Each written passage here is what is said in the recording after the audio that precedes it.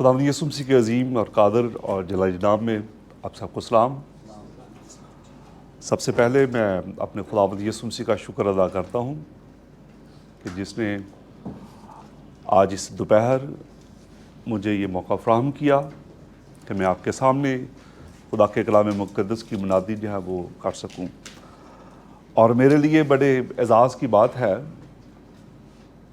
کہ میں اپنے استادوں کے سامنے آج اس سیشن کو کرنے والا ہوں۔ میں اپنے چرچ میں ایک بات ضرور کہتا ہوں کہ انجیل سنانا جو ہے وہ کسی اعزاز سے کم نہیں ہے۔ یقیناً انسان ہوتے ہوئے ہم انسانوں سے رتبہ، مقام اور وہ تمام واہ واہ کی باتیں سننا زیادہ پسند کرتے ہیں، مگر میں اپنے چرچ میں ضرور یہ کہتا ہوں کہ دنیا میں سب سے زیادہ عظیم کام جو ہے وہ خدا کے کلام کو شیئر کرنا ہے، خدا کے کلام کو سنانا، اور یہ کسی اعزاز سے یہ کم نہیں ہے۔ آئیں کلام مقدس کی طرف بڑھے۔ میں آپ کے سامنے ایک آیت پڑھنا چاہتا ہوں، یسایہ کی کتاب میں سے 40واں باب اور اس کی 26ویں آیت۔ کلام مقدس میں سے یسایہ کی کتاب اس کا 40واں باب اور اس کی 26ویں آیت۔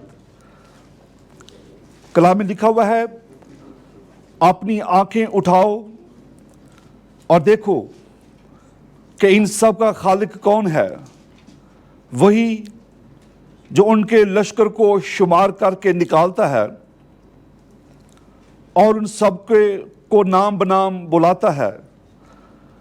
اس کی قدرت کی عظمت اور اس کے بازو کی توانائی کے سب سے ایک بھی غیر حاضر نہیں رہتا۔ کلام کے پڑھے سن جہاں پر خدا کی برکت ہو۔ یقیناً ہم سب کہیں نہ کہیں ہر روز بازار جانے کا ہمارا اتفاق ہوتا ہے، اور جیسے ہی ہم بازار کا رخ کرتے ہیں اور یقیناً ہمارے پاس ایک لسٹ ہوتی ہے، جو بھی چیزیں ہم نے لینی ہوتی ہیں ان کی ایک پراپر ہمارے پاس لسٹ ہوتی ہے، اور جو ہی ہم بازار میں جاتے ہیں تو بازار میں جب داخل ہوتے ہیں تو وہاں ہمیں ایک بازار کی رونق جو ہے وہ ہمیں نظر آتی ہے۔ کہیں پر کچھ چیز بیچنے والے آوازیں لگاتے ہیں، اور کہیں پر کھانوں کی خوشبو جو ہے وہ ہمیں نظر آتی ہے، اور کہیں جو دکاندار ہے کوئی کپڑوں کی آوازیں لگاتا ہوا نظر آتا ہے، اور کوئی کہیں نہ کہیں کوئی نہ کوئی فروٹ بیچتا ہوا نظر آتا ہے۔ اور بازار میں ہمیں ایک ایسا، ہم اس جگہ پر چلے جاتے ہیں جہاں پر ہم انہیں خریداری کرنی ہوتی ہے، اور بہت دفعہ میرے ساتھ بھی ہوا ہے اور آپ کے ساتھ بھی ہوا ہوگا کہ ہم گھر سے طے کچھ کرتے ہیں اور ہم بازار سے کچھ لے آتے ہیں۔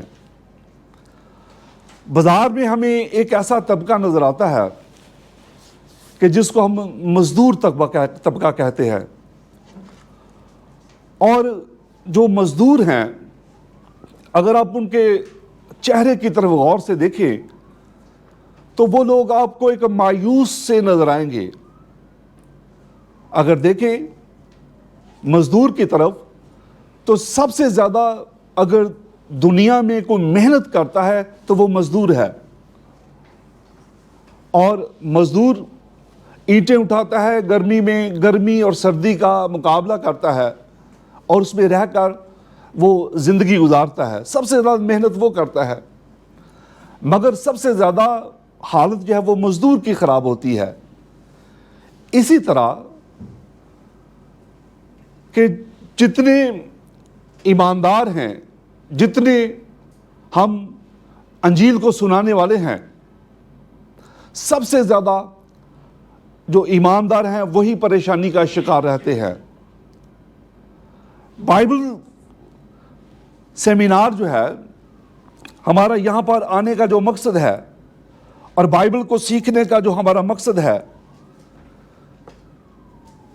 خداوند کا کلام یہ بیان کرتا ہے کہ بائبل کو سیکھنے کا جو ایک ہی مقصد ہے وہ ہے نجات کو حاصل کرنا اور پھر ابدی جلال کو حاصل کرنا، اور نجات سے مراد ہے گناہوں کی معافی، نئے سرے سے پیدا ہونا، اور پادری کاشف صاحب نے ہمیشہ کی زندگی سے کے متعلق بڑی تفصیل کے ساتھ بات کی ہے اور نیکودیمس کی اگزامپل اس نے ہمارے درمیان رکھی ہے۔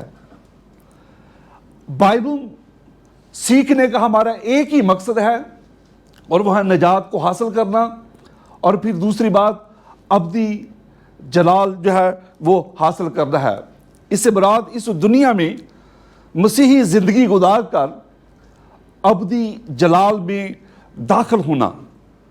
اصل میں یہی ہمارا پرپس اور یہی ہمارا مقصد ہے۔ ہم دیکھتے ہیں کلام مقدس میں جب تموتھیوس کا خط دیکھتے ہیں تو تموتھیوس اپنے خط میں بیان کرتا ہے کہ خدا کی جو چاہت ہے، خدا کی جو مرضی ہے کہ ہر انسان کی نوبت جو ہے وہ توبہ تک پہنچے، یہ خدا کی محبت ہے، کیونکہ خدا چاہتا ہے، خدا کی یہ مرضی ہے کہ ایک ایماندار جو ہے وہ ہمیشہ کی زندگی کو حاصل کرے، نجات کو حاصل کرے اور ابدی جلال کو جو ہے وہ حاصل کرے۔ ہم دیکھتے ہیں کہ نجات حاصل کرنے کے لیے ضروری کیا ہے، اور یقیناً یہ ایک سوال جو ہے یقیناً جو بائبل کو سنتے ہیں ان کے ذہنوں میں ضرور ہوگا کہ کیوں نجات حاصل کرنے کے لیے ضروری کیا ہے۔ یہ ایک سوال ہے۔ کلام مقدس میں ہم دیکھتے ہیں دو باتیں، خدائے واحد اور خدائے برحق کو جاننا، اور دوسری بات ہم دیکھتے ہیں کہ یسوع مسیح کو جاننا جسے خدا نے بھیجا ہے۔ یہ دونوں باتیں ڈیفرنٹ ہیں۔ خدائے واحد و برحق کو جاننا، یسوع مسیح کو جاننا جسے خدا نے بھیجا ہے۔ بہت دفعہ ہم صرف یسوع مسیح کو ہم جانتے ہیں کہ یسوع مسیح جو ہے وہ بھوکوں کو اس نے کھانا کھلایا، اندھوں کو اس نے آنکھیں دی، کوڑیوں کے کوڑ پاک صاف کیے اور بہت سارے لوگوں کو شفا دی۔ نجات کو حاصل کرنے کے لیے صرف یسوع مسیح کو جاننا یہ کافی نہیں ہے۔ آج لوگ یسوع مسیح کو جانتے ہیں مگر خدائے واحد کو نہیں جانتے۔ خدائے واحد کو جانے بغیر ہم یسوع کو نہیں جان سکتے۔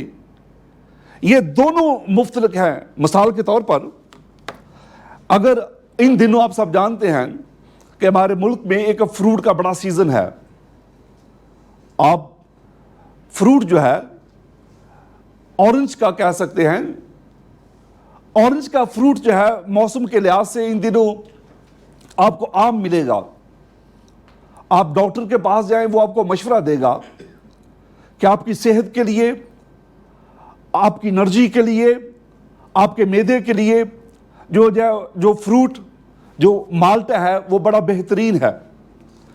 اب ریسرچ ہمیں بتاتی ہے کہ جو مالٹا ہے اگر ہم پراپر طور پر ڈیلی اس کو یوز کریں تو وہ کڈنی کی بیماری سے ہمیں شفا دیتا ہے۔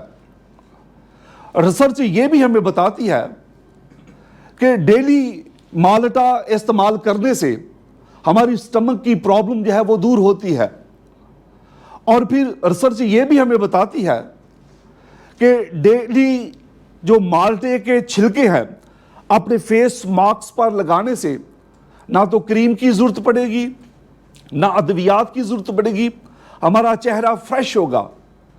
یعنی یہ کس نے ہمیں بتایا؟ ایک ڈاکٹر نے، ایک ریسرچ نے ہمیں بتایا کہ یہ چیزیں استعمال کرنے سے ہماری زندگی میں یہ فائدہ ہوگا، مگر ہم نے صرف جانا ہے.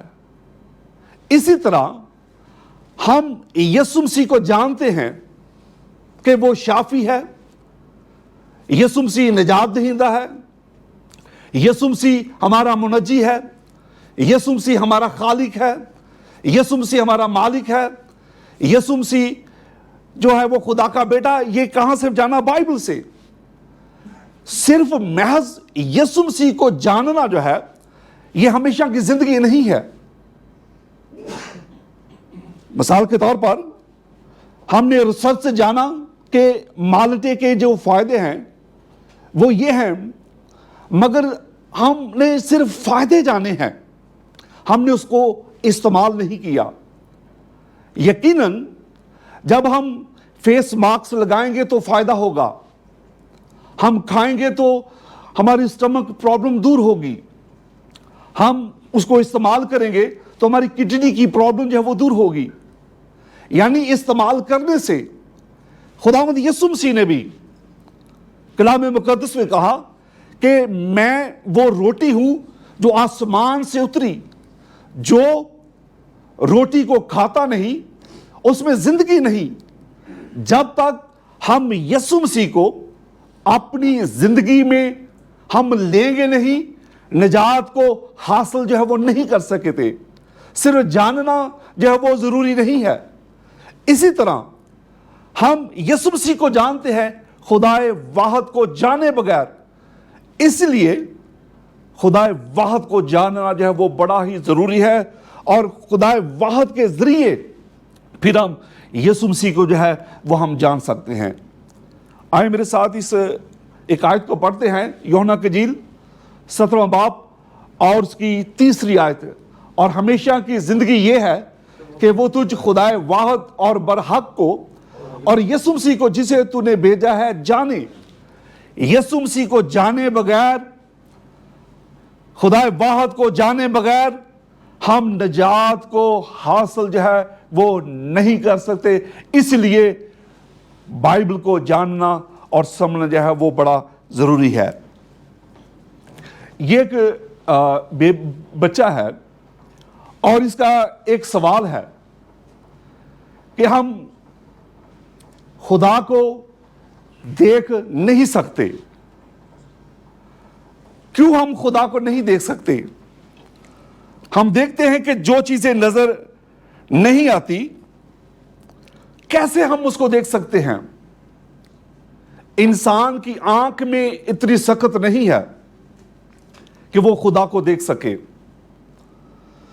ظاہری چیزیں وہ 22% ہماری آنکھ ہے جو 22% چیزوں کو وہ دیکھ سکتی ہے.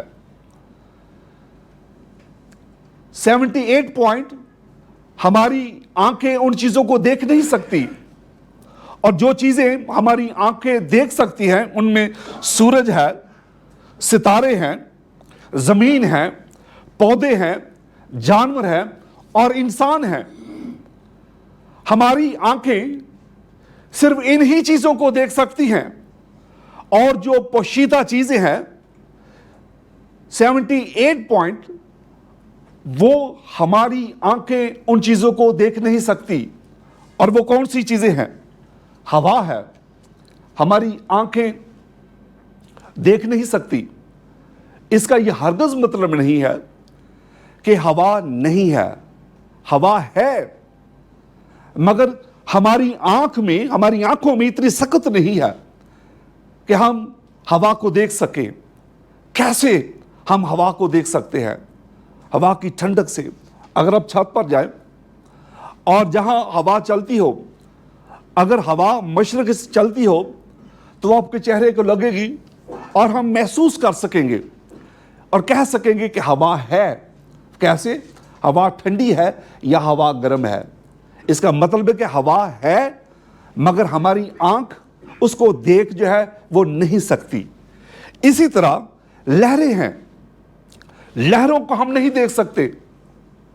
اس کا یہ مطلب نہیں کہ لہریں ہیں مگر ہماری آنکھیں دیکھ نہیں سکتی. آواز کو ہم دیکھ نہیں سکتے, آواز کو ہم سن سکتے ہیں. ہماری آنکھیں آواز کو نہیں دیکھ سکتی. اس کا یہ ہرگز مطلب نہیں ہے کہ آواز نہیں ہے، آواز ہے، مگر ہماری آنکھ اس آواز کو دیکھ نہیں سکتی. صرف محض ہمارے کان جو ہے اس آواز کو سن سکتے ہیں. اسی طرح طاقت ہے، محبت ہے، نفرت ہے، ضمیر ہے، روح ہے اور خدا ہے. انسانی آنکھ خدا کو دیکھ نہیں سکتی، اس لیے ہم خدا کو نہیں دیکھ سکتے. اس کے لیے ذریعہ کیا ہے؟ جو چیزیں نظر نہیں آتی، کیسے ان چیزوں کو ہم دیکھ سکتے ہیں؟ یہ ایک سوال ہے. ہماری آنکھ بیکٹیریا کو ہماری آنکھ جو ہے وہ دیکھ نہیں سکتی. جراثیم کو ہماری آنکھیں دیکھ نہیں سکتی. اس کا یہ ہرگز مطلب نہیں ہے کہ جراثیم یا بیکٹیریا وہ نہیں ہیں، وہ ہیں. مگر انسانی آنکھ جو ہے وہ بیکٹیریا کو، وہ جراثیم کو وہ دیکھ نہیں سکتی. اس کے لیے ہمیں کس کی ضرورت ہے؟ ہمیں ضرورت ہے مائکروسکوپ کی. اس کے ذریعے سے ہم دیکھ سکتے ہیں کہ جراثیم ہیں. اسی طرح ہم دیکھتے ہیں کہ ہماری آنکھ جو ہے وہ آسمان کے ستاروں کو نہیں دیکھ سکتی. اور اس کا یہ ہرگز مطلب نہیں کہ وہ نہیں ہے، موجود ہے. اور اس کے لیے ذریعہ جو ہے وہ ٹیلیسکوپ ہے. اس کے ذریعے ہم ستاروں کو دیکھ سکتے ہیں. اسی طرح ہم دیکھتے ہیں کہ برقی لہروں کو دیکھنے کے لیے ہمارے پاس جو ٹیلی ویژن ہے اس میں ہم ڈرامے، خبریں دیکھتے ہیں. یعنی ٹی وی ہمارے سامنے ہے، ابھی یہ بند ہے. اگر اس کی ڈش یا وائر تار اس کی نکال دیں تو یہ نہیں چلے گا. اس کے چلانے کا ذریعہ کیا ہے؟ وہ کیبل وہ لگائیں، اس کو آن کریں تو اس ڈش کے ذریعے سے جو لہریں ہیں وہ آگے آئیں گی. اور اس کا ذریعہ دیکھنے کا ذریعہ کیا ہے؟ وہ ٹیلی ویژن ہے. ٹی وی کے ذریعے ہم ان برقی لہروں میں جو نشریات چل رہی ہے ان کو ہم جو ہے وہ دیکھ سکتے ہیں. اور اس کا ذریعہ کیا ہے؟ وہ ٹیلی ویژن ہے. اسی طرح خدا کو دیکھنے کے لیے ہمارے پاس ذریعہ کیا ہے؟ وہ خدا کا کلام ہے. خدا کے کلام کو، خدا کو دیکھنے کے لیے ہمیں کس کی ضرورت ہے؟ کلام مقدس کی، بائبل مقدس کی. تب ہم خدا کو دیکھ سکتے ہیں. خدا کو دیکھنے کا جو ذریعہ ہے وہ ہمارے پاس کیا ہے؟ وہ ہے بائبل مقدس. بائبل کے ذریعے سے ہم خدا کو دیکھ سکتے ہیں، ہم خدا کو جان سکتے ہیں، ہم خدا کو دیکھ سکتے ہیں. وہ ہولی بائبل، اس کے ذریعے سے ہم خدا کو جو ہے وہ دیکھ سکتے ہیں. آئیں کلام مقدس میں سے دیکھیں گے یوحنا کی انجیل، اس کا پہلا باب اور اس کی پہلی آیت. کلام میں لکھا ہوا ہے، ابتدا میں کلام تھا اور کلام خدا کے ساتھ تھا اور کلام خدا تھا. ہم دیکھتے ہیں کہ کس طرح ہم خدا کے کلام کو جو ہے وہ دیکھ سکتے ہیں. کلام مقدس میں جب ہم دیکھتے ہیں کہ پس اگر ہم خدا کو دیکھ نہیں سکتے تو پھر ہم خدا کو جان کیسے سکتے ہیں؟ اس کے لیے ذریعہ کیا ہے؟ وہ خدا کا، صرف خدا کا مقدس کلام بائبل مقدس کے وسیلے سے ہم خدا کو جو ہے وہ جان سکتے ہیں. خدا کا کلام یوحنا کی انجیل میں پہلے باب کی پہلی آیت میں خدا کا کلام بیان کرتا ہے کہ کلام خدا اور خداوند یسوع مسیح واضح طور پر بیان کرتا ہے یوحنا کی انجیل پہلا باب اور اس کی پہلی آیت میں کہ ابتدا میں کلام تھا، یعنی کلام، اور پھر کلام خدا تھا، یعنی خدا. اور پھر یوحنا کی انجیل اس کا پہلا باب اس کی 14ویں آیت میں لکھا ہوا ہے اور کلام مجسم ہوا، یعنی کہ کلام خدا اور خداوند یسوع مسیح. اور یہاں پر ایک سوال آتا ہے کہ خدا نے خود کو جسمانی طور پر ظاہر کرنے کے لیے اپنے کلام کے وسیلے سے کیوں اپنے آپ کو ظاہر کیا؟ اس کا پہلا جواب ہے، پہلی بات یہ کہ انسانی آنکھ اس قابل نہیں کہ وہ خدا کو جو ہے وہ دیکھ سکے، اور دوسری بات یہ ہے کہ یہ وجہ ہے کہ خدا کا کلام یہ بیان کرتا ہے۔ آئیں میرے ساتھ نکالیں اس تشریح کی کتاب کو،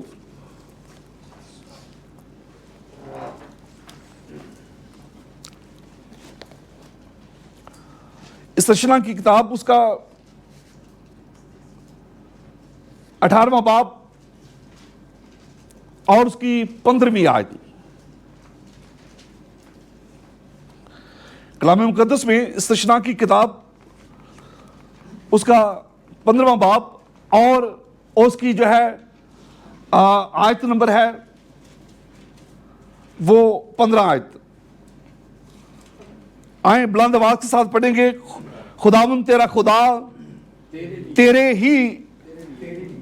لیے تیرے ہی درمیان سے، یعنی تیرے ہی بھائیوں سے میری مانند ایک نبی برپا کرے گا، تم اس کی سننا، یہ تیری اس درخواست کے مطابق ہوگا جو تو نے خداوند اپنے خدا کے مجمع کے دن حروب میں کی تھی، کہ مجھ کو نہ تو خداوند اپنے خدا کی آواز پھر سننے پڑی اور نہ ایسی بڑی آگ کا نظارہ ہو تاکہ میں مر نہ جاؤں۔ ہم یہاں پر جو سوال ہے کہ خدا نے خود کو کلام کے وسیلے سے کیوں ظاہر کیا، اس کا یہ جواب ہے کہ خدا نے خود کو کلام کے وسیلے سے کیوں ظاہر کیا؟ پہلی بات کہ انسان ناکامل تھا اور وہ کامل خدا کو دیکھ نہیں سکتا تھا، اس لیے خدا نے کلام کے وسیلے سے اپنے آپ کو ظاہر کیا۔ دوسری بات اور اہم وجہ، کلام مقدس خدا کا کلام فرماتا ہے، خروج کی کتاب اس کا 20واں باب اور اس کی 18ویں آیت میں خدا کا کلام یوں بیان کرتا ہے کہ خدا نے خود کو اپنے کلام کے وسیلے سے ظاہر کیا۔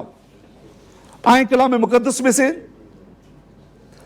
جب ہم خروج کی کتاب اس کا 20واں باب اور اس کی 18ویں اور 20ویں آیت میں اس کا سائیکو سگوا، اور اگر پس منظر میں جائیں تو وہاں پر ہم دیکھتے ہیں کہ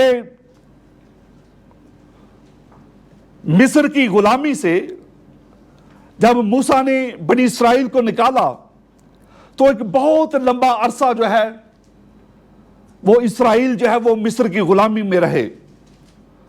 مصری دیوتاؤں پر وہ یقین رکھتے تھے، اور پھر 10 آفتیں جو خدا کی طرف سے مصریوں پر نازل کی تھی، خروج کے بعد خدا کو دیکھنے کی خواہش جو ہے وہ اسرائیل لوگ جو ہے وہ موسیٰ سے ڈیمانڈ کرتے ہیں کہ ہمیں خدا کو دکھا، ہم خدا سے ملاقات کرنا چاہتے ہیں۔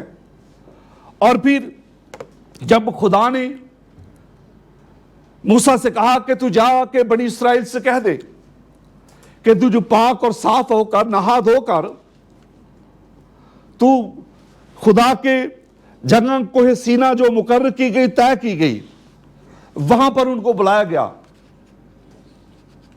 اور ملاقات کے لیے خدا نے وقت دے دیا۔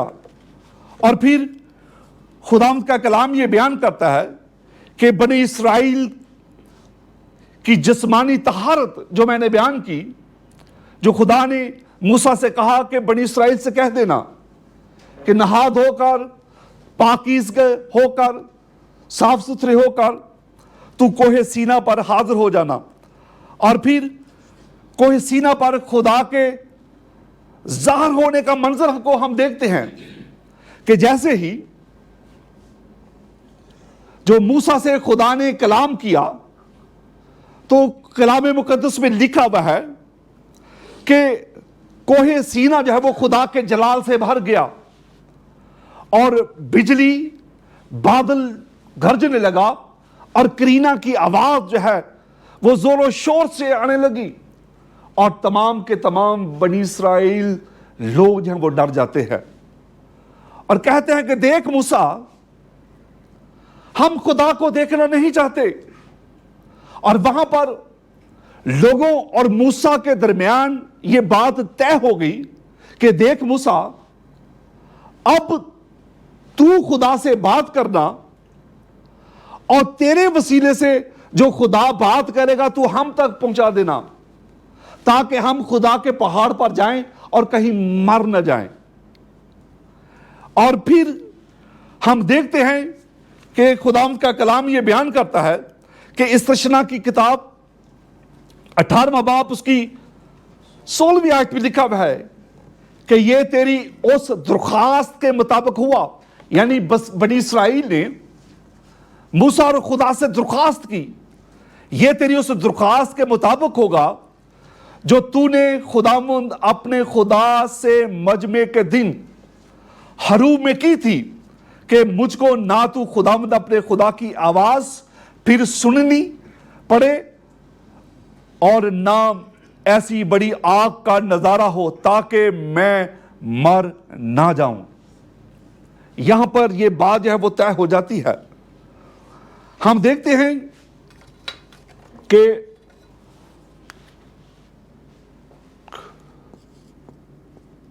خدا نے نبی سے کلام کیا اور نبی وہی خدا کا کلام جو ہے وہ آگے لوگوں کے درمیان جو وہ ڈیلیور کرتا ہے اور وہ خدا کا کلام جو ہے وہ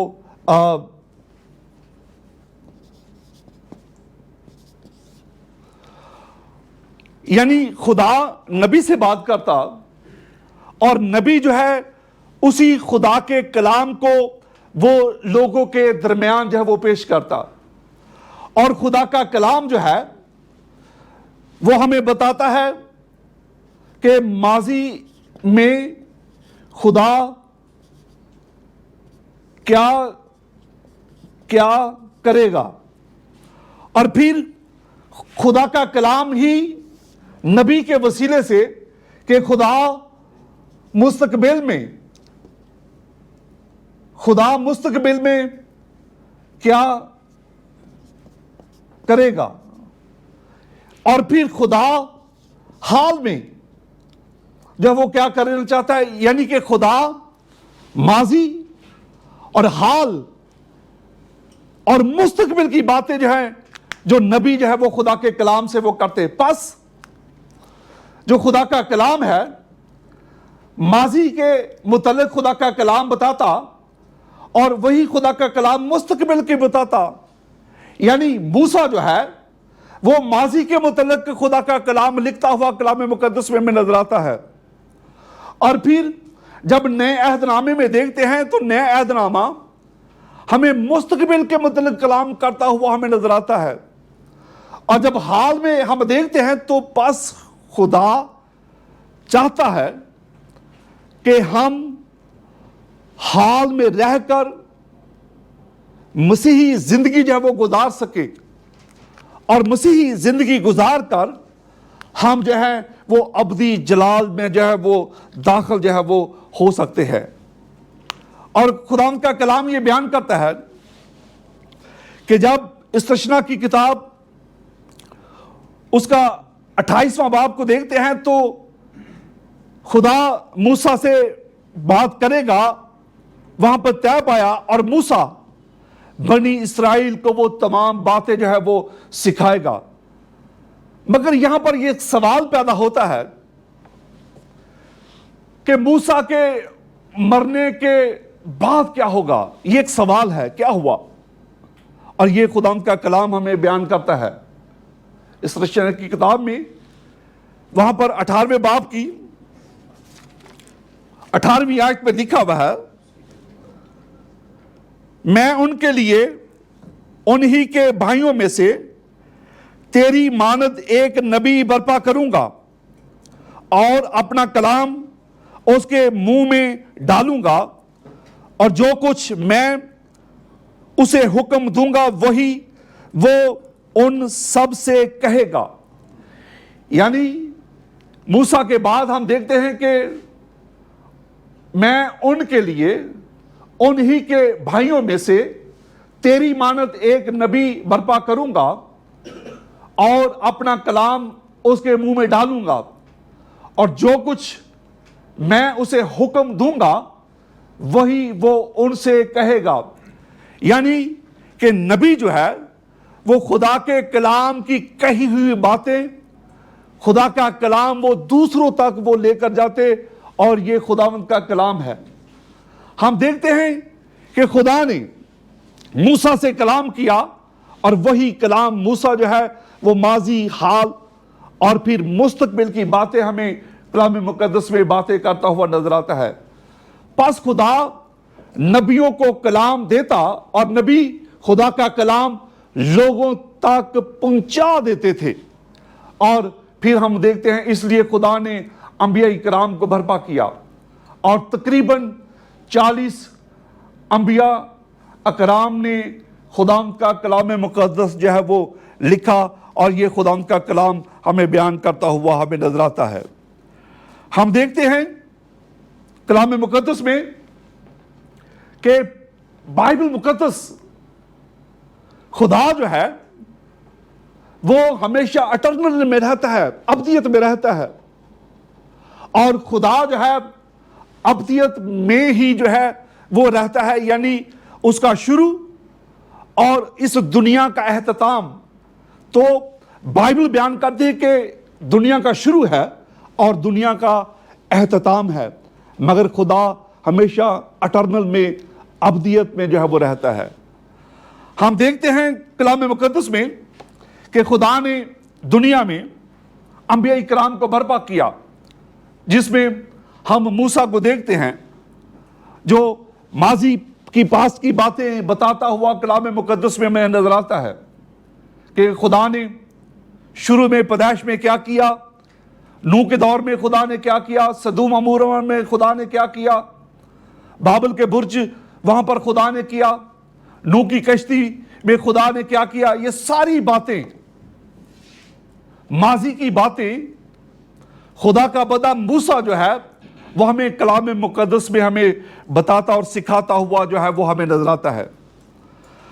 اور یہ 1500 سال جو ہے یہ غیب آتا ہے، اور پھر خداوند یسوع مسیح جو ہے وہ اس دنیا میں آتے ہیں، اور پھر ہم دیتے ہیں کہ یسوع کے بعد جو نیا عہد نامہ ہے وہ 100 سال کی دہائی میں جو ہے وہ مکاشفہ کی کتاب جو ہے وہ لکھی جاتی ہے، اور پھر ہم دیکھتے ہیں کہ وہ کتاب جس کے ہم پرانا عہد نامہ کہتے ہیں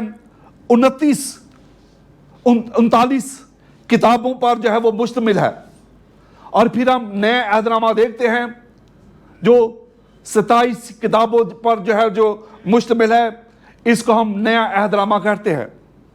اور نیا عہد نامہ جو ہے، پرانا عہد نامہ ہمیں ماضی، اور پھر نیا عہد نامہ ہمیں مستقبل کے متعلق ہمیں سکھاتا اور بتاتا ہوا ہمیں نظر آتا ہے۔ اور 3500 سال پہلے خداوند کا کلام ہمیں ماضی کی باتیں بتاتا ہوا ہمیں نظر آتا ہے، اور پھر ہم دیکھتے ہیں کہ یہ خدا کا کلام ہے کہ جو ہمیں ماضی، حال اور مستقبل کی باتیں بتا رہا ہے، اور وہ کیا ہے؟ وہ خدا کا کلام ہے، اور خدا کا کلام جو ہے وہ ہمیں یہ ساری باتیں بتاتا ہوا ہمیں نظر آتا ہے۔ اس آیت کو ذرا ہم مل کر پڑھیں گے، پادری صاحب نے پادری کاشف نے پڑھی تھی، مل کر پڑھیں گے۔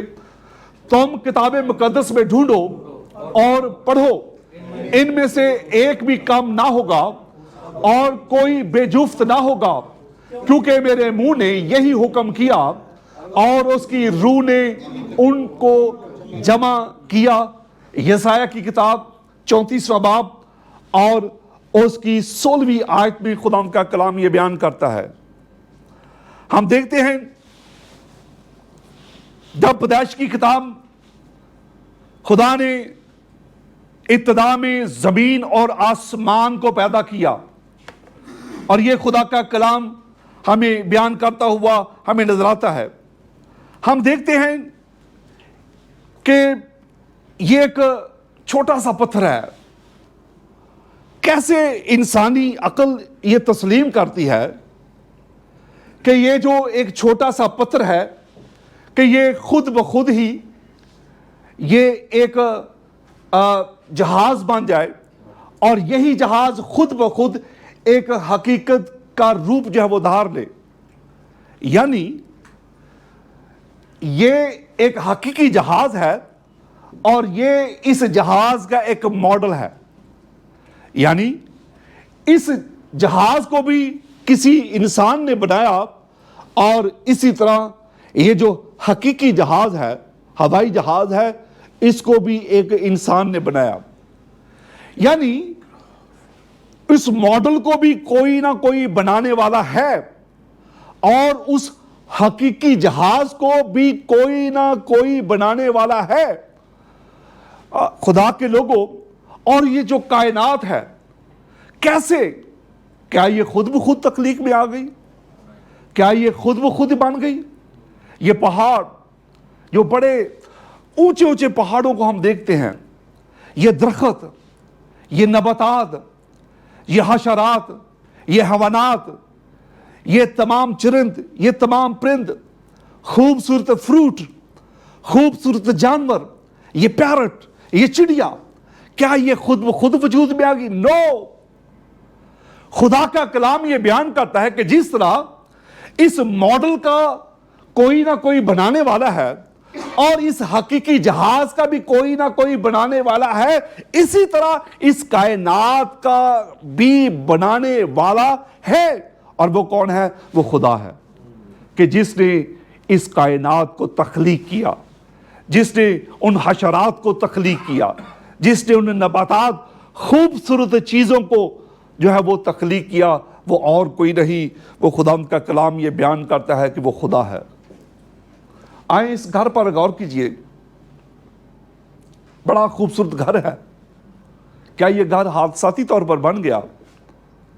آپ دیکھیں کہ یہ کتنی خوبصورت بلڈنگ ہے، یہ پودے ہیں، یہ جھیل ہے، یہ ڈیزائن ہے، یہ پینٹ ہے. کیا انسانی عقل اس کو تسلیم کرتی ہے کہ یہ خود ہی خود بن گیا ہو؟ کیا یہ ایک دن میں وجود میں آ گیا ہے یا حادثاتی طور پر یہ بن گیا ہے؟ آئیں ایک چھوٹی سی ویڈیو کلپ کو دیکھتے ہیں.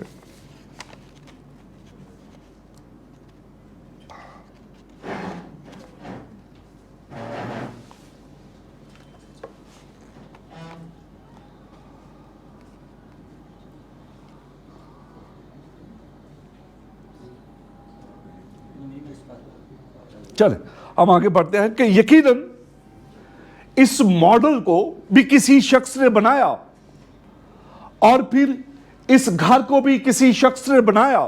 یہ حادثاتی طور پر نہیں بنا. خدا کے لوگوں، بالکل یہ انسانی عقل تسلیم کرتی ہے کہ یہ ماڈل، یہ گھر، یہ جھیل، یہ لان، یہ درخت، یعنی اس کو کوئی نہ کوئی بنانے والا ہے. بالکل یہ منصوبے کے تحت جو ہے وہ تیار کیا گیا ہے. غور کیجئے، خدا کا کلام بیان کرتا ہے کہ یہ بالکل منصوبے کے تحت بنایا گیا ہے. کلام مقدس میں ہم دیکھتے ہیں عبرانیوں کا نام پالوس خط 3 باب اور اس کی 4 آیت میں لکھا ہے، چنانچہ ہر گھر کو کوئی نہ کوئی بنانے والا ہوتا ہے، مگر جس نے سب چیزیں بنائیں وہ خدا ہے. خدا نے یہ ساری کائنات کو جو ہے وہ بنایا. ایک شخص کو ہم دیکھتے ہیں جس کا نام ایگر مشل ہے، وہ جو سب سے پہلے ناسا پر گیا. وہ لکھتا ہے کہ چاند پر جانے سے پہلے میں خدا کی موجودگی کے بارے میں شک و شبہات کا شکار تھا، لیکن جب میں پہلی دفعہ چاند پر گیا اور وہاں سے میں نے زمین کو خلا کی وسطوں میں تیرتے ہوئے دیکھا تو نہ چاہتے ہوئے بھی میرا دل میں خود بخود ایک خدا پر یقین کرنے کا احساس پیدا ہوا، اور مجھے محسوس ہوا کہ یہ کائنات کسی اندیکھے ایکسیڈنٹ کا نتیجہ ہو سکتی ہے، بلکہ ضرور اس کا کوئی نہ کوئی بنانے والا ہے، اور یقیناً وہ کون ہے؟ وہ اور کوئی نہیں ہے، وہ خدا ہے۔ ہم ایک تصویر کو دیکھتے ہیں، دو تصویریں ہمارے سامنے موجود ہیں، اور یقیناً یہ پینٹنگ کی تصویر ہے، اور یہ کسی مصور نے اس تصویر کو جو ہے وہ کھینچا ہوا ہے۔ یعنی یہ تصویر جو ہے وہ ایک کسی بچے نے بنائی ہے، اور یقیناً یہ تھوڑی سی ادھوری سی تصویر لگتی ہے، مگر پھر بھی کسی نہ کسی نے تو اس کو بنایا ہے۔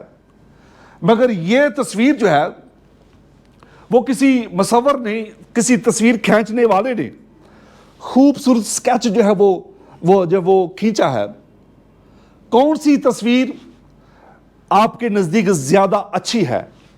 یقیناً آپ کا جواب یہ ہوگا کہ یہ مصور کی ہے۔ یقیناً اسی طرح اس بچے نے بھی خوبصورت تصویر بنائی ہے، اور اس مصور نے بھی اچھی تصویر کھینچی ہے، مگر خدا نے جس نے ساری کائنات کو پیدا کیا ہے، آمین، خدا نے اس کائنات کو بنایا، وہ گاڈ خدا ہے، اور اس نے اس دنیا کو جو ہے وہ بنایا ہے۔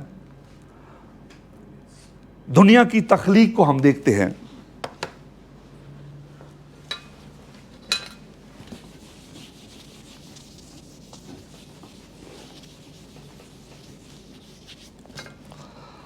ہم جانتے ہیں کہ یہ سولر سسٹم ہے، یعنی کہ یہ شمسی نظام، اردو میں کہہ سکتے ہیں آپ اس کو نظام شمسی۔ اگر ہم دیکھیں کہ اس نظام شمسی میں سورج ہے، اور پھر اور بہت سارے ایسے سیارے ہیں، اور جس میں زہرہ ہے، سورج ہے، اور اس میں بہت ساری اور چیزیں جو ہیں وہ ہم دیکھتے ہیں، اور پھر ہمیں یہاں پر زمین جو ہے وہ نظر آتی ہے، یعنی اور بہت سارے سیارے یہاں پر موجود ہیں، اور یہاں پر چاند بھی جو اسی پر پایا جاتا ہے۔ 38,000 کلومیٹر جو ہے وہ چاند اور سورج کا فاصلہ ہے۔ یعنی خدا نے زمین کی جب تخلیق کی تو خدا نے یہاں پر زندگی کو رکھا، اور یہاں پر خدا نے کائنات کی تخلیق کی، اور خداوند کا کلام یہ بیان کرتا ہے، جب پیدائش کی کتاب کو دیکھتے ہیں تو پہلے دن خدا نے روشنی کو بنایا، اور دوسرے دن آسمان کو خدا نے بنایا، اور تیسرے دن خدا نے زمین، سمندر، نباتات کو بنایا، اور پھر چوتھے دن ہم دیکھتے ہیں سورج، چاند اور ستاروں کو بنایا، اور پانچویں دن سمندر، جاندار اور پرندوں کو پیدا کیا، اور چھٹے دن جو ہے وہ چپاؤں اور انسان کو بنایا۔ سب سے آخری دن، چھٹے دن، خدا نے انسان کو بنایا۔ کیوں؟ تاکہ انسان ان چپاؤں، پرندوں اور یہ جو تمام اوپر والی چیزیں ہیں، روشنی، آسمان، سمندر، نباتات، سورج، چاند، ستارے اور یہ سارے ہریالی والے درخت، ان سب سے وہ لطف اندوز جو ہے وہ ہو سکے۔ خدا نے پہلے ہریالی کو پیدا کیا، پھر خدا نے جانوروں کو پیدا کیا کہ جانور جو ہیں وہ ہریالی کو کھا کر وہ زندہ رہ سکے، اور پھر خدا نے آخر میں انسان کو پیدا کیا کہ انسان جو ہے وہ جانوروں کو کھا سکے اور ہریالی کو بھی جو وہ استعمال میں جو وہ لا سکے۔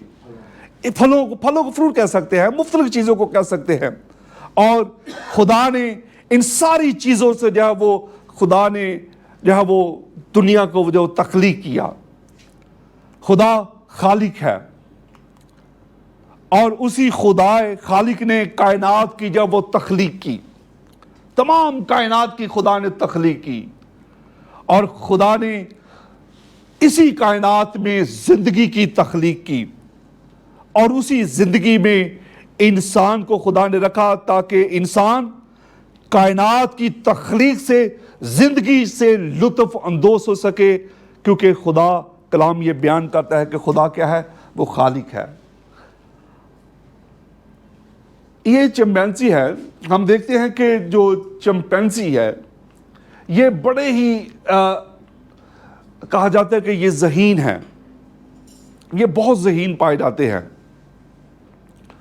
اگر آپ کسی بھی نیشنل جغرافی ٹیلی ویژن پر دیکھیں, آپ کو یہ گاڑی چلاتے بھی نظر آئیں گے, آپ کو یہ مفترق کام کرتے بھی نظر آئیں گے. میں نے ایک ویڈیو کلپ میں دیکھا کہ یہ ویٹر کا کام بھی کر رہے تھے, اور یہاں پر یہ باکسنگ کا کام کر رہے ہیں. کیا خدا نے ان چمپینزی کو, بے شک اس میں خوبیاں ہیں, مگر خدا نے ان چمپینزی کو اپنی شبیہ پر نہیں بنایا. پادری صاحب نے بڑی بہترین طریقے کے ساتھ اس کی وضاحت کر دی ہے. خدا نے اپنی شبیہ پر کس کو بنایا؟ انسان کو بنایا. انسان ضمیر میں رہ کر خدا کی عبادت کر سکے, خدا کی پرستش کر سکے.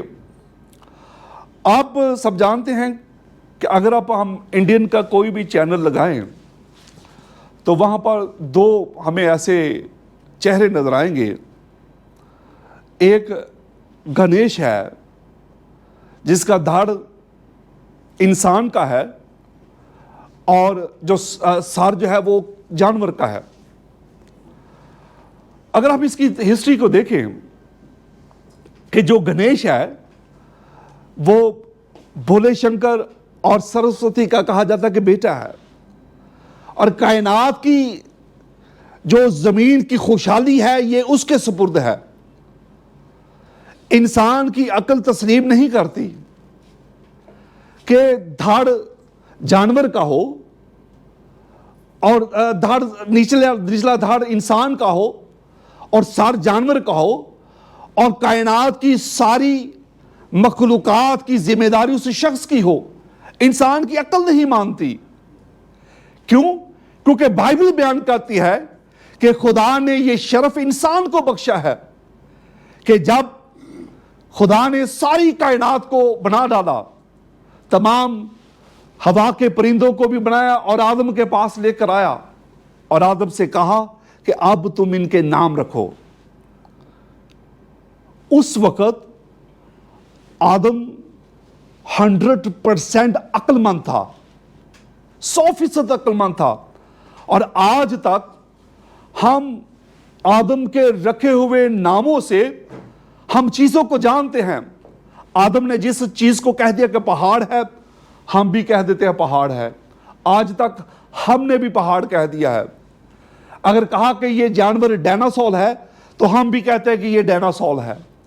ہم نے کہا کہ آدم نے کہا کہ اس کا نام پیرٹ ہے, آج ہم بھی اسی پیرٹ کے نام سے اس طوطے کو جانتے ہیں. یعنی کہ انسان جو ہے اس وقت جب گناہ میں نہیں تھا تو وہ 100% عقل مند تھا, اور جب گناہ اس کی زندگی میں آ گیا تو 18% انسان جو ہے وہ اپنی عقل کو جو استعمال کرتا ہے. اور اس لیے خدا کا کلام بیان کرتا ہے کہ خدا نے انسان کو یہ برکت بخشی اور اس کو کہا کہ پھلو بڑھو, زمین کو محر مقوم کرو, اور تمام مخلوقات اور حشرات کے نام کا شرف جو ہے وہ خدا نے آدم کو بخشا. یعنی کہ یہ جو چمپینزی ہیں یہ ان کا یہ کام تو ہو سکتا ہے مگر یہ خدا کی عبادت یا اور کوئی کام نہیں کر سکتے. اور ایک اور دوسرا دیوتا جس کی پوری مشابہت جو ہے وہ بندر کی ہے, جس کو ہنومان کہتے ہیں. آپ نے دیکھا ہوا کہ اس کا جو نام نہیں مجھے آ رہا, جو بڑا سا اس کا جو ہوتا ہے برج کہہ لیں. کہتے ہیں کہ کائنات کو وہ اس نے اپنے برج پر رکھا ہوا ہے. گرج کائنات کو اس نے اپنے گرج پر رکھا ہوا ہے. یہ بھی انسان کی عقل نہیں مانتی، کیونکہ ایک جانور یہ سارے کام نہیں کر سکتا. یہ کون کر سکتا ہے؟ وہ خدا ہے. وہ جو بندر ہے جس کا نام ہنومان ہے، اور باقی جو کچھ وہ ساری دیو مالا کہانی ہے، سچائی یہی ہے کہ خدا نے یہ شرف، یہ برکت صرف اور صرف انسان کو دی ہے. کیسے یہ مینڈک ایسے محسوس یہی ہو رہا ہے. ایک دن میں جب اپنے چرچ پہ سیمینار کر رہا تھا تو میرا چھوٹا بیٹا ہے، وہ 9 سال کا ہے. جب یہ سلائیڈ آئی تو اس نے سب سے پہلے جو پاپا یہ میں نے پوچھا یہ کیا کر رہا ہے؟ اس نے کہا یہ دعا کر رہا ہے. یہ بچہ ہے نا، یہ دعا کے لیے نہیں بنا ہوا. یہ دعا کے لیے، میں یہاں پر بات بتانا چاہتا ہوں. جب مری میں ہمارا فیملی ٹرپ ہوا تو میرا چھوٹا بیٹا بھی، بڑا بیٹا میرا 11 سال کا ہے اور چھوٹا بیٹا میرا جو ہے وہ 8 سال کا ہے. وہ بڑا تھوڑا سا ان معاملات میں بڑا تیز ہے. جب سارے پاسٹر صاحبان سیشن کر رہے تھے مری میں، کہہ رہے پاپا جو بھی پادری صاحب آتا ہے وہ ساری بورن اگین کی بات کرتے ہیں. یہ بورن اگین ہے کیا؟ یہ نئے سرے سے پیدا ہونا ہے کیا؟ سارے ایک ہی بات کر رہے ہیں. تو میں نے بیٹا بتایا سادہ سی الفاظ میں کہ نئے سرے سے پیدا اس کو کہتے ہیں کہ جنہوں نے اپنے گناہ کا اقرار کیا ہو اور خداوند یسوع مسیح کو قبول کیا ہو کہ اس نے میرے گناہوں کا کفارہ دیا ہے. میرے ماضی اور حال اور مستقبل کے گناہ یسوع کے صلیب چڑھ جانے سے جو ہے وہ معاف ہو گئے ہیں. سادہ سی زبان میں نے اس کو بتایا. سو اس نے کہا کہ پاپا یہ تو میں بھی مانتا ہوں. کیسے؟ میں نے، آپ جب بھی کلام کرتے ہیں تو اس طرح کی باتیں آپ کرتے ہیں تو میرا اس پر ٹرسٹ ہے، میرا ایمان ہے اس پر. تو عبادت کے لیے، سمجھ کے لیے، عقل کے لیے، شعور کے لیے خدا نے انسان کو تخلیق کیا ہے. یہ جانور لگتا تو ہے عبادت، مگر یہ عبادت کے لیے نہیں ہے. عبادت کے لیے خدا نے انسانوں کو مقرر کیا ہوا ہے. وہی خدا کی عبادت کر سکتے ہیں. آئیں دیکھتے ہیں انسان کن عناصر پر مشتمل ہے. یہ ایک سوال ہے. ہم دیکھتے ہیں کہ انسان جسم پر مشتمل ہے، یعنی بدن، اور بدن جو ہے وہ دیدنی ہے، خاک سے بنا ہے، اور کلام یہ بیان کرتا ہے کہ خاک ہی میں ہی وہ چلا جائے گا. اور اسپرٹ، روح جو ہے وہ نادیدنی ہے، خدا سے آئی ہے، خدا ہی کے پاس وہ کیا کرے گی؟ واپس چلی جائے گی. اس کے متعلق خدا کا کلام بڑی بہترین بات کرتا ہوا ہمیں نظر آتا ہے. اس لیے کہ ہمیں کس چیز کی کرنے کی ضرورت ہے کہ ہمیں روح، آپ کے خیال میں اہم کیا ہے؟ کہ یہ بدن اہم ہے کہ جو خاک سے دیا گیا ہے اور واپس خاک میں چلا جائے گا، کہ روح اہم ہے؟ یقیناً ہمارا یہی جواب ہے کہ ہماری روح جو ہے کیا ہے؟ اہم ہے. کیونکہ خدا کا کلام یہ بیان کرتا ہے کہ انسان کے نتنوں میں خدا نے زندگی کا دم پھونکا تو انسان کیا ہوا؟ انسان جیتی جان بنا. خدا نے مجھے اپنی صورت پر کیا جو ہے وہ پیدا کیا. وہ صورت کیا ہے؟ پادری صاحب نے پہلے بڑے بہترین طریقے کے ساتھ اس کی کیا کر دی ہے؟ وضاحت جو ہے وہ کر دی ہے. آپ کے خیال میں اہم کیا ہے؟ یہ ایک بڑا خوبصورت سا ریپر ہے. اگر ہم کہیں بھی سالگرہ پر جائیں تو ضرور ہم اپنے دوستوں کے لیے، بہن بھائیوں کے لیے گفٹ کا چناؤ کرتے ہیں. گفٹ 1000 کا بھی ہوتا ہے، گفٹ 5000 کا بھی ہوتا ہے، اور ہم ایک 100 روپے کے ریپر میں اس کو پیک کر دیتے ہیں. اور بڑا یہ خوبصورت پیکٹ ہے. آپ کے نزدیک یہ انگوٹھی زیادہ قیمتی ہے یا ریپر زیادہ قیمتی ہے؟ انگوٹھی قیمتی ہے، مگر ریپر تو بڑا خوبصورت ہے. کیا کبھی ہم نے کیا ہے کہ جو خوبصورت چیز نظر آتی ہے اس کو ہم نے سیو کر لیا ہے اور جو گفٹ والی چیز ہو وہ ہم نے واپس کر دی ہو؟ نہیں، یقیناً، کیونکہ جو بہترین ہے وہ انگوٹھی ہے. اسی طرح یہ گھر جو ہے وہ زیادہ اہمیت کا حامل نہیں ہے. اسی طرح انسان اہمیت کا حامل ہے. اسی طرح خدا کا کلام یہ بیان کرتا ہے انسان اہمیت کا حامل نہیں ہے، اس کے اندر خدا کی روح جو ہے وہ زیادہ اہمیت کی حامل ہے، کیونکہ روح آسمان سے آئی تھی اور واپس آسمان پر چلی جائے گی. اور اس لیے اہم انسان نہیں ہے، اہم روح ہے. تو خدا کے لوگوں، ہمیں ریپر کے خیال کرنے کی ضرورت ہے یا بلڈنگ کے خیال کرنے کی ضرورت ہے کہ یا بدن کے خیال کرنے کی ضرورت ہے؟ یقیناً جواب یہی ہوگا کہ ہمیں روح کی فکر کرنے کی ضرورت ہے. انسان خاک سے لیا گیا ہے اور پھر خاک میں جو ہے وہ واپس لوٹ جائے گا، اور روح خدا سے روح آئی ہے اور واپس خدا کے پاس جو ہے وہ لوٹ جائے گی. اور جیسے ہی روح یہاں پر آئے گی، کلام مقدس میں لکھا ہوا ہے، کرنتھس کی کلیسیا کے نام پالوس رسول کا خط، کہ ہر ایک انسان نے جو اس زمین پر کام کیے ہیں، بھلے ہو چاہے برے ہو، ایک دن خدا کے سامنے وہ حاضر کیا جائے گا. ایک دن میں بھی خدا کے سامنے جو ہے وہ حاضر کیا جاؤں گا. عزیزو، خدا کے لوگوں، خدا ان کا کلام یہ بیان کرتا ہے ایوب کی کتاب میں 12واں باب اس کی 7ویں آیت، اور خاک خاک سے جا بیٹھی جس طرح آگے بیٹھی ہوئی تھی، اور روح خدا کے پاس جائے جسے اس نے دیا واپس جائے، باطل ہی باطل ہے. عزیزو، خدا کے لوگوں، مرنے کے بعد عدالت جو ہے وہ حتمی ہے، کیونکہ خدا ان کا کلام جو ہے بہترین طریقے کے ساتھ بیان کرتا ہوا نظر آتا ہے. اس آیت کو ذرا مل کر ہم سارے بلند آواز سے پڑھیں گے.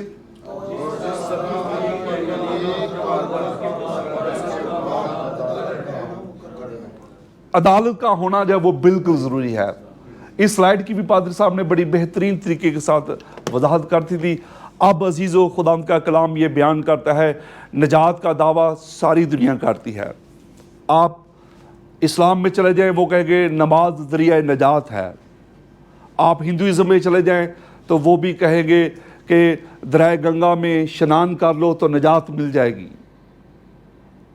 مگر مسیحت جو ہے وہ صرف نجات پر مبنی نہیں ہے. یسوع مسیح نے کہا میں وہ راہ ہوں جو باپ تک جاتا ہے، یہ بات کسی نے نہیں کہی.